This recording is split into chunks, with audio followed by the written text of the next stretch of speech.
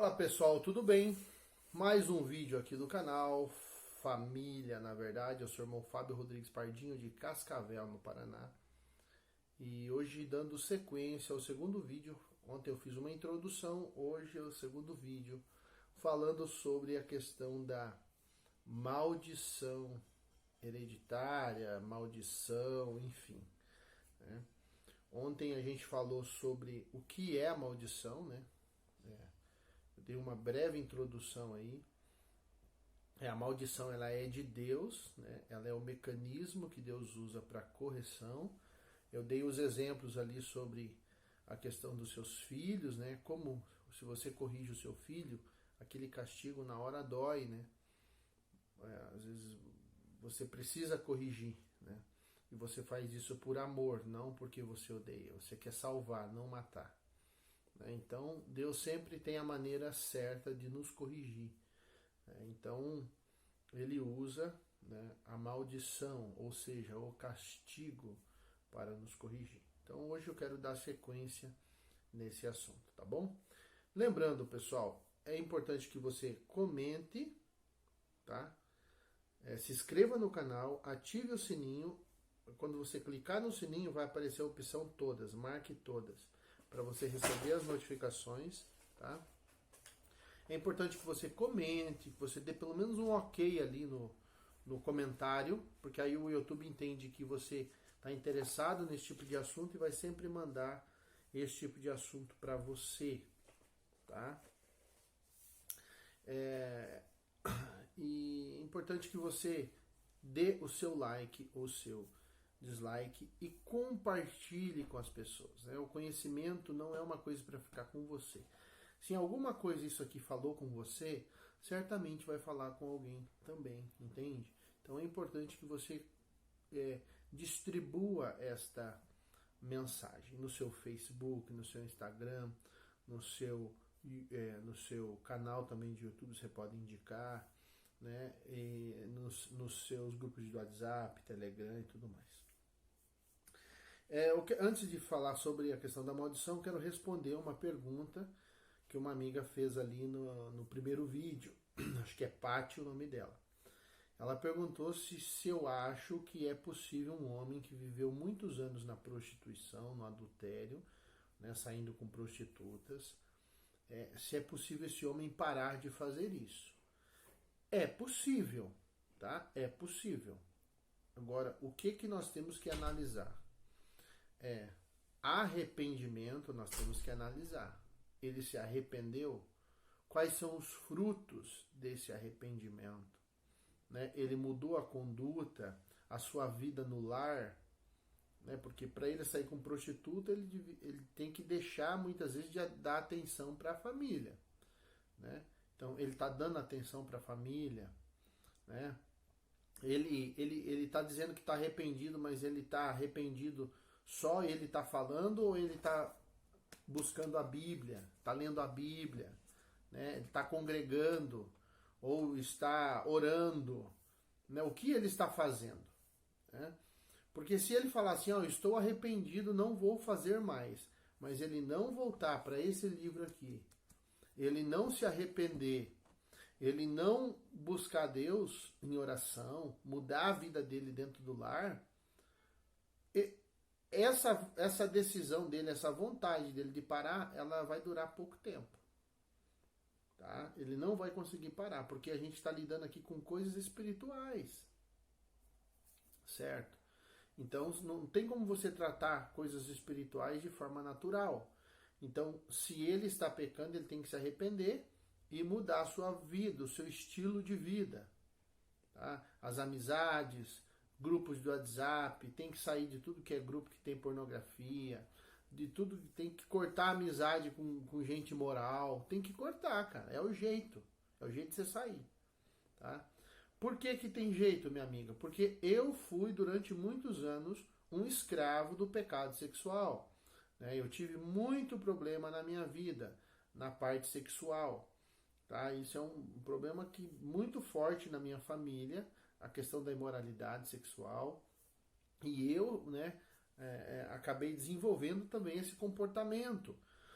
Então, Durante muitos anos eu fui viciado em pornografia, né? Volta e meia eu estava caindo em pecado sexual, né? Enfim, né? Não vou ficar aqui dando detalhes, mas eu era um escravo de pecado sexual, de imoralidade sexual, né? E hoje eu estou aqui ensinando sobre isso. Então Deus é poderoso, mas é aquela coisa, você tem que se arrepender, você tem que pedir para Deus. Eu pedi para Deus que eu queria me arrepender, mesmo que eu não estava sentindo vontade de me arrepender. Eu fui sincero com Deus, falei, eu gosto desse negócio, eu gosto desse pecado, eu gosto disso, mas eu quero que o Senhor me ajude a sair disso. Me ajude a me arrepender. Entende? Então, tudo depende da humilhação. Se ele se humilhar, Deus vai fazer a obra. Se não se humilhar, não tem o que fazer. Tá? As ferramentas humanas, elas não vão atender essa necessidade espiritual que nós temos de sermos livres desse pecado. Beleza? Então, espero que eu tenha ajudado. Se ficou alguma dúvida, você pode perguntar de novo que eu vou responder, tá? Então vamos lá, pessoal. Falando aqui sobre a questão da maldição. Quase todas as vezes que a palavra maldição ocorre na Bíblia, ela aparece contextualizada ao povo da aliança e não aos descrentes ou ímpios.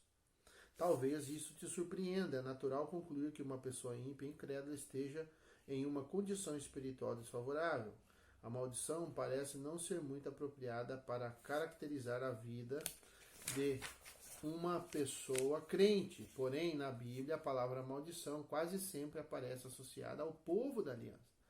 O povo que deveria ser guardião dos preceitos e mandamentos divinos. As bênçãos que desfrutamos por causa da Bíblia não são uma herança permanente. Nossas escolhas determinam se nós continuamos seguros nelas ou não. Olha só. Na Bíblia, a maldição sempre está relacionada ao povo que crê em Deus, que fez uma aliança com Deus. Isso quer dizer que uma pessoa não crente não esteja debaixo de uma maldição? Não, não quer dizer. Né? Você vê muitos casos aí, né? Até eu tenho aqui relatos no canal, pessoas que não, eu acho que não, pelos comentários, não são cristãs, né? Não vivem para Deus. Né? E elas estão sofrendo na vida delas consequência de pecados, né, do seu cônjuge, né? Até mesmo dos seus pecados. Estão sofrendo, estão pagando um preço caro, né? Então isso é a consequência do pecado, ela é para todo mundo. Mas quando você lê a Bíblia, essa questão das maldições, ela sempre está mais relacionada com o povo crente. Por quê? Porque é o seguinte, vamos dizer assim, quanto mais conhecimento você tem, mais responsabilidade você tem. Mas também, quanto mais conhecimento você tem, quanto mais responsabilidade você tem, mais liberdade você tem. Entende? Então, essas coisas caminham juntos. Então, se você é uma pessoa livre em Deus, tem o conhecimento de Deus, você vai ter responsabilidade. Você não vai pecar, você não vai andar para o caminho errado, você não vai fazer um negócio que você sabe que Deus reprova. Você não vai adulterar, você não vai para o pecado sexual. Entende? Então, é importante a gente entender, né? Pessoas que têm compromisso com Deus, cristãs, batizadas, que estão em pecado, elas vão colher as maldições que a Bíblia diz. Né? Com muito mais, vamos dizer assim, tem muito mais peso, a cobrança é maior, entende? A cobrança é maior. Né? Vamos supor, você tem uma criança de 5 anos faz um negócio errado, né? E você tem uma pessoa de 20 anos faz um negócio errado. A cobrança sobre a pessoa de 20 anos ela é maior do que sobre a criança. Né? Porque a pessoa de 20 anos ela tem mais conhecimento. Né?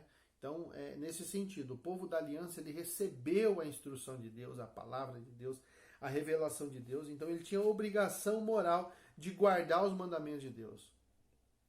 Né? E quando ele não guardava, ele sofria o castigo. Toda aliança carrega consigo uma maldição, assim como todo mandamento, lei ou princípio. Um conselho você obedece opcionalmente. Uma aliança, mandamento, lei ou princípio, não. Ou seja, um conselho você obedece se você quiser. Agora, uma lei, um mandamento, um preceito de Deus, um princípio de Deus, você tem que obedecer. Porque se você não obedecer, você vai pagar a consequência daquela desobediência. Né? Por exemplo, a Bíblia fala, não adulterarás. Depois, quando você lê na Bíblia, tem vários textos falando sobre qual é a consequência do adultério. Né? Morte prematura, a pessoa começa a morrer, a pessoa que adultera. Né? E muitas vezes fisicamente, pega uma doença, às vezes passa a doença para o cônjuge, né? Olha a tragédia que dá, né? A consequência do seu erro. Então, quando a Bíblia fala não, não, porque se você está só tendo relação com a sua esposa e ela só com você, ninguém vai passar doença um para o outro. Né? Isso aqui é um exemplo que eu estou dando aqui no caso da doença. É fácil de entender. As respectivas consequências virão. Será, porém, Deuteronômio 28:15, será, porém, que se não deres ouvidos à voz do Senhor teu Deus, não cuidando em cumprir todos os seus mandamentos e os seus estatutos que hoje te ordeno, então virão todas essas maldições sobre ti e te alcançarão. Então, Deus estava falando para o povo da aliança. Daí as pessoas falam, mas Jesus fez uma nova aliança. Você tem uma aliança com Jesus? Jesus seguia isso aqui. A Torá. Né? Mateus, ele diz, eu não vim abrogar a lei. Eu vim cumprir a lei. Ele veio nos dar um exemplo de como fazer. Se ele fez, e Paulo disse, ó, eu sou imitador de Cristo, você pode ser imitador de Cristo também. Obedecer os mandamentos de Deus. Né? Então, você vê aqui que a maldição vai alcançar aqueles que não cumprirem os mandamentos do Senhor. Né? Ao dizer essas palavras, Deus não está se referindo aos povos ímpios, mas ao seu povo, mostrando a responsabilidade implícita em uma aliança com ele. A possibilidade da maldição vem no pacote da aliança. Ou seja, é aquela coisa que eu já falei aqui no canal do contrato. A Bíblia é um contrato, tá? Que tem direitos, você tem direitos nesse contrato e você tem deveres. E quando você não cumpre alguma cláusula do contrato, você paga multas, né? Vamos dizer que as multas são os castigos. Né? Dependendo do erro que você cometeu, a multa é maior, né? É fácil de entender, gente. É fácil de entender. A possibilidade da maldição vem no pacote. Talvez você pense, isso é coisa do Antigo Testamento. Porém, o escritor da carta aos Hebreus mostra que a que ponto pode chegar a consequência de macular a nova aliança. Olha o que Hebreus diz. É impossível, pois, que aqueles que uma vez foram iluminados e provaram o dom celestial e se tornaram participantes do Espírito Santo e provaram a palavra de Deus e os poderes do mundo vindouro e caíram, sim, é impossível outra vez renová-los para arrependimento, visto que de novo estão crucificando para si mesmos o Filho de Deus e expondo-o à ignomínia. Hebreus capítulo 6, versículo 4 ao 6. Ou seja, é bem possível que pessoas que já provaram o dom de Deus, elas podem entrar num estado de apostasia, de viver frequentemente na prática do pecado, e aí elas não conseguem mais se arrepender. Né? É possível que isso aconteça. Tá? Então, quando a gente decide andar com Deus, a gente tem que andar com Deus. Né? A gente precisa se arrepender. Como que você sabe que você se arrependeu? Né? Quando você para de fazer. Se você não parou de fazer, você nunca se arrependeu. Tá? Lógico que esse texto tem um contexto bem específico que não deve ser futilmente generalizado. Uma maneira forte de confrontar boa parte da igreja hebreia que estava apostatando-se do cristianismo para o legalismo judaico. O importante é que, de forma ainda mais grave, o Novo Testamento reforça a responsabilidade implícita do crente em relação à sua aliança com Deus. Então, assim, ó, é importante a gente entender que se você fez um compromisso com Deus, você entregou sua vida para Cristo, tá? Você tem Cristo como seu Salvador, você já declarou que Ele é o teu Salvador, tá? O teu Salvador, tá? Você crê nele, né? Você conhece os 10 mandamentos, né? Você já orou, já declarou sua fé em Deus. Você precisa buscar viver o mandamento de Deus. Se você não viver o mandamento de Deus, você vai estar ligado a isso aqui que ele disse sobre a maldição. Como você fez uma aliança com Deus e agora você está no pecado, você vai sofrer a consequência daquele pecado. Tá? Então, esse é o vídeo de hoje. A gente vai dar sequência, tá? Falando sobre essa questão da maldição, né? Amanhã eu vou falar sobre o principal papel da maldição é denunciar as desordens espirituais agregadas ou acumuladas, pessoal, geracional ou territorialmente.